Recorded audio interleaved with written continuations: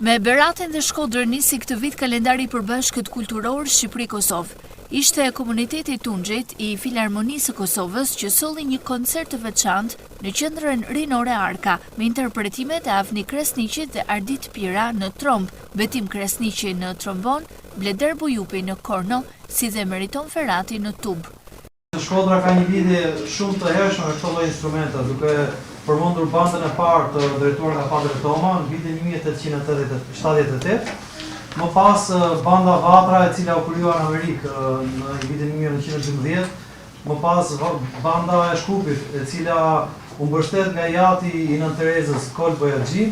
E kështu me radhë në çdo qytet të Shqipërisë u shpërnda kjo fryma e instrumenteve muzikore.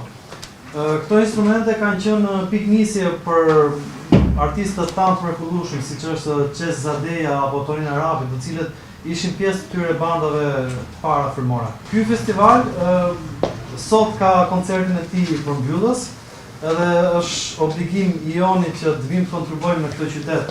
Ajo që është edhe titulli i grupit tuaj, e shfaqon është Filharmonia e Kosovës. Me vjen keq sepse sot nuk kemi një gjatë të tillë që mund të jetë këtë kollim i radhë së bashku me ju, edhe pse kena shumë të talentuar që i kanë tani mundësitë me bën një gjatë të tillë. Do vjen më shumë keq kur e kemi pas dikur, kur nuk kishim një ekonomi më të lodhur ndoshta, dhe kishim filharmoninë tonë. Do kanoshim atë pjesën aty.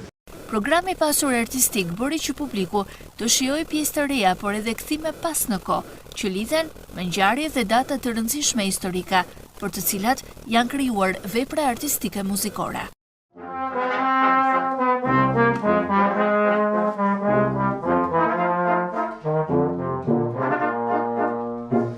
Koncerti është mbështetur nga Ministria e Kulturës së Shqipërisë, Filharmonia e Kosovës dhe Qendra Rinore Arka.